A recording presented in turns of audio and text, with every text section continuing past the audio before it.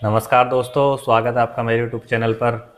आज हम बात करेंगे जो जीएसटी में रिडक्शन हुआ है, जो कि 22 तारीख से इम्प्लीमेंट होने जा रहा है न्यू जीएसटी टैक्स। उसमें रियल एस्टेट मार्केट पे क्या चेंज आएगा, उसमें क्या हमें फ़ायदा होगा या फिर इसका कोई नुकसान होगा या फिर स्टेटस को रहेगा। थोरोली इसको एनालाइज करेंगे। शॉर्ट एंड क्रिस्प ये वीडियो रहेगा, तो ज़रूर देखें एंड तक। पहले तो हम जान लेते हैं कंस्ट्रक्शन के मटेरियल में, जैसे सीमेंट, ब्लॉक, इस टाइप के जो भी मटेरियल यूज़ होते हैं उसमें से किस पे कितना % टैक्स कम हुआ है। तो आप देख सकते हैं सीमेंट पर 28% के बाद अब 18% जीएसटी हो गया है।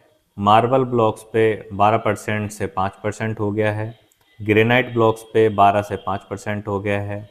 सैंडलाइम ब्रिक्स पे 12 से 5% हो गया है। बैम्बू फ्लोरिंग पे 12 से 5% हुआ है। इंटीरियर्स यानी हैंडीक्राफ्ट्स, पेंटिंग्स, स्कल्पचर्स पे 12% से 5% हो गया है। लैंडस्केपिंग पे 12% से 5% हुआ है। तो ये कुछ जो है मटेरियल्स थे जो कंस्ट्रक्शन में यूज़ होते हैं और इस तरीके का इनमें रिडक्शन हुआ है।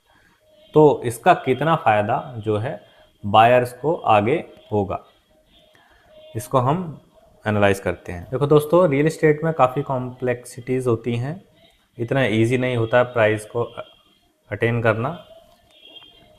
अब आप इसमें देखेंगे कि ये सारे जो मटेरियल हैं ये कंस्ट्रक्शन से रिलेटेड मटेरियल है जिसमें जो है प्राइस की रिडक्शन हुई है।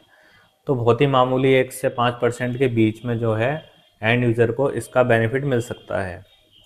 अब क्योंकि किसी भी बिल्डिंग की कंस्ट्रक्शन में मैक्सिमम कॉस्ट जो है लैंड की होती है, 60 to 70% जो कॉस्ट है वो किसी भी हाई राइज प्रोजेक्ट में लैंड की ही होती है। अब लैंड पे तो कोई भी जीएसटी चेंज नहीं हुआ, तो आप इससे अंदाज़ा लगा सकते हैं कि जो 30% आपकी कंस्ट्रक्शन कॉस्ट है सिर्फ उसके अंदर ही जो है प्राइस की रिडक्शन जो कि हुई है। दूसरा, लग्जरी जो भी फ्लैट्स हैं हमारे, लग्जरी अपार्टमेंट जिसमें लग्जरी प्रोडक्ट लगाए जाते हैं, उस पर जीएसटी 28% से बढ़ के 40% हो चुका है। तो ये जो बेनिफिट आपको मिलेगा थोड़ा बहुत, ये आपको सिर्फ अफोर्डेबल प्रॉपर्टी में ही मिलेगा।